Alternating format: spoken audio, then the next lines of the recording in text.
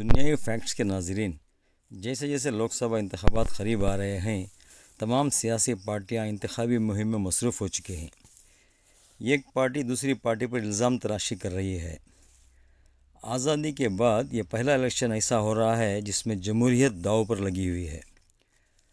नाज़रीन, पहले जितने भी इलेक्शन हुआ करते थे वो महंगाई या किसी और मुद्दे पर लड़े जाते थे, लेकिन इस इलेक्शन में महंगाई और दूसरे कई मुद्दे गायब हैं।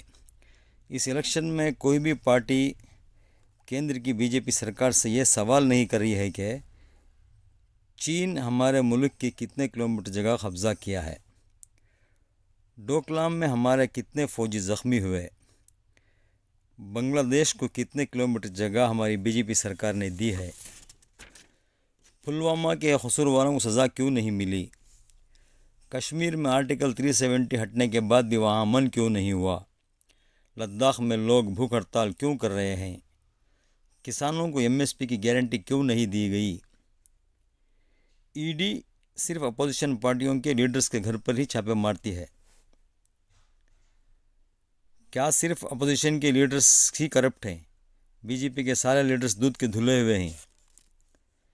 ऐसे बहुत सारे सवालात हैं जो इस इंतखाबात में मुद्दे नहीं रहे, क्योंकि सबसे बड़ा मुद्दा जमहूरियत का है। जमहूरियत ख़तरे में है, हिंदुस्तान का आइन ख़तरे में है।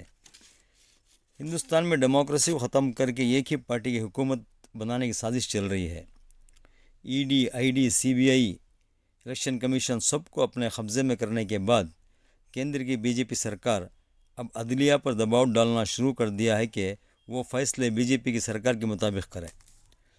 भला हो हमारे chief justice of India Chandrachud ji का, जिन्होंने अब कानून के मुताबिक फ़ैसले सुना रहे हैं। देर आए लेकिन दुरुस्त आए। नाजरीन, आप चाहे जो भी पार्टी से ताल्लुक़ रखते हों, थोड़ी देर के लिए अपने सीने पर हाथ रख कर सोचिए कि क्या बीजेपी जो भी कर रही है वह सब कुछ सही कर रही है। चुनावी चंदे की पॉलिसी लाकर हज़ारों करोड़ों रुपये का चंदा लेकर बड़ी बड़ी कंपनियों को राहत देकर बड़े बड़े कंपनीज़ के हज़ारों करोड़ों का कर्ज माफ़ करने का काम क्या बीजेपी ने किया? ये क्या सही है? हड़ताल करने वाले किसानों पर गाड़ी चलाकर कई किसानों को मार देना, हिंदुस्तान का नाम रोशन करने वाले फ़ीमेल पहलवानों को सेक्सुअल हरासमेंट करने वालों को सुरक्षा देना, बिल्किस बानो की सामूहिक बलात्कार करने वाले पापियों की रिहाई पर उन लोगों को फूलों की माला पहनाकर लड्डू खिलाना और ये सब जुर्म करने वाले लीडर्स की सुरक्षा करना, क्या ये बीजेपी ने जो किया है वो सही किया है? नाजरीन, प्रधानमंत्री नरेंद्र मोदी जब भाषण देते हैं तो लोग उनको सुनने के लिए जमा होते हैं। वो लोगों को हंसाने और दूसरी पार्टियों को तनकीद का निशाना बनाने में बहुत माहिर हैं।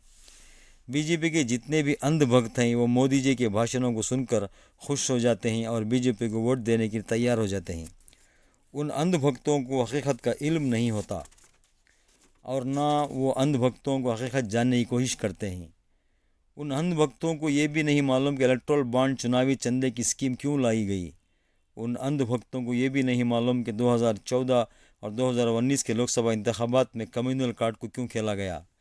उन अंधभक्तों को ये भी नहीं मालूम कि कोरोना काल में जहाँ लोग मर रहे थे उस वक्त वो थाली क्यों बजा रहे थे।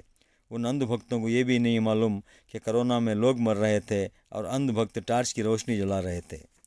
बेचारे उन अंधभक्तों को ये भी नहीं मालूम कि कोरोना वैक्सीन बनाने वाली कंपनी ने बीजेपी को कितने हज़ार करोड़ रुपयों का चंदा दिया। उन अंधभक्तों को ये भी नहीं मालूम कि बाबा रामदेव ने कोरोना में झूठ बोलकर अपनी दवा फरोख्त की और हज़ारों करोड़ रुपये पैसे कमाए। और वो अंधभक्त ये भी नहीं जानते, कोशिश करते कि नोटबंदी का स्कैंडल क्यों हुआ। क्या कहा था गवर्नमेंट ने उस वक्त? नोटबंदी से हिंदुस्तान में अमन हो जाएगा, हिंदुस्तान जापान जैसा हो जाएगा, कोई गरीब नहीं रहेगा, वगैरह वगैरह। उन अंधभक्तों को ये भी नहीं मालूम कि जीएसटी लागू होने से किसको फ़ायदा और किसको नुकसान हो रहा है। उन अंधभक्त तो मोदी जी के भाषण को सुनकर खुश हो जाते हैं। मोदी जी हर भाषण में परिवारवाद का मुद्दा उठाते हैं, राहुल गांधी फैमिली पर हमला करते हैं। अंधभक्तों को ये नहीं मालूम कि जिस परिवार के बारे में मोदी जी हमला करते हैं वो परिवार इस देश के लिए अपनी जानों की कुर्बानी दे चुके हैं। उस परिवार ने आज़ादी के बाद हिंदुस्तान को कितना आगे बढ़ाया।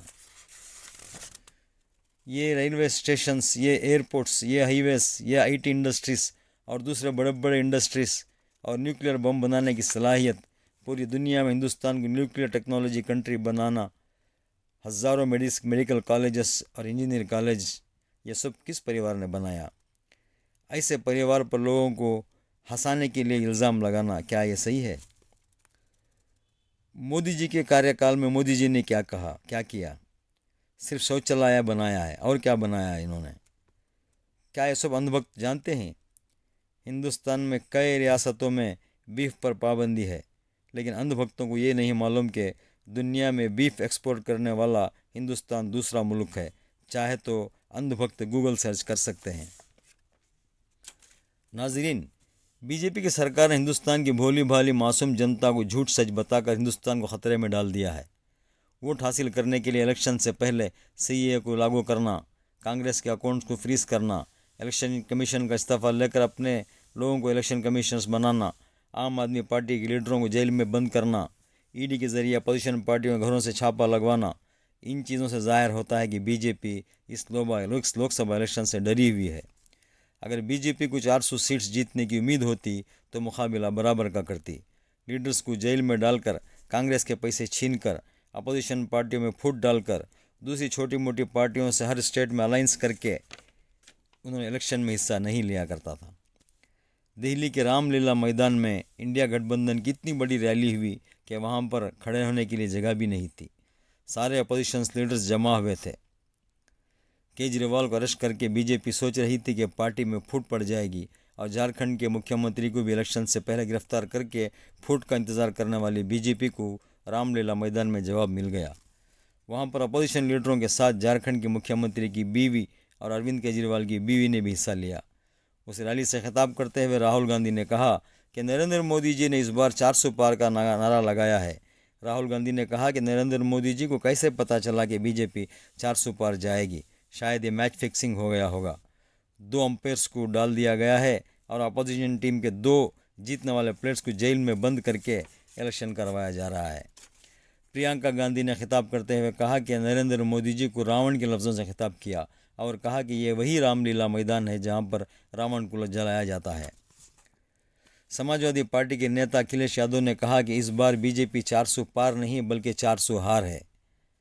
पंजाब के वज़ीर आला भगवत मान ने कहा कि हम वो पत्ते नहीं जो शाख से टूट कर गिर जाएं, आंधियों से कह दो कि अपने औकात में रहे। देश का लोकतंत्र ख़तरे में है। ये देश किसी की बाप की जागीर नहीं है, 140 करोड़ लोगों का ये देश है। हुकूमत वो करते हैं जिनके सरों पर ताज होता है, यूं कहने को तो मुर्गे के सर पर भी ताज होता है। ये भगवत मान ने ये शेर अपने अंदाज में कहा। कांग्रेस के राष्ट्रीय अध्यक्ष मल्लिकार्जुन खड़गे ने अपने अंदाज में कहा कि ये वक्त नहीं, एक मुकद्दमा है, या तो गवाही दो या तो गूंगे हो जाओ हमेशा हमेशा के लिए। और मज़ीद उन्होंने कहा कि कोर्ट भी उनके पास है, पुलिस भी मोदी जी के पास है, अपील भी तुम हो, दलील भी तुम हो, गवाह भी तुम और वकील भी तुम, जिसे भी चाहो हराम कह दो, जिसे भी चाहे हलाल कर दो। और भी कई नेताओं ने इस जनसभा से भाषण दिया। बीजेपी ने बहुत कोशिश की कि इंडिया गठबंधन एकजुट ना हो सके। गठबंधन में फूट डालने की कोशिश की गई और बिहार में नीतीश कुमार को साथ लेकर गठबंधन को तोड़ने की कोशिश की गई थी, लेकिन इंडिया गठबंधन मजबूती से खड़ा हुआ है। रामलीला के मैदान की रैली को देखकर ऐसा लगता है कि इस बार महागठबंधन बीजेपी से बहुत ज़्यादा सीट्स ज़्यादा ले सकती है। नाज़रीन, इस वीडियो को सब्सक्राइब करें और कमेंट ज़रूर करें।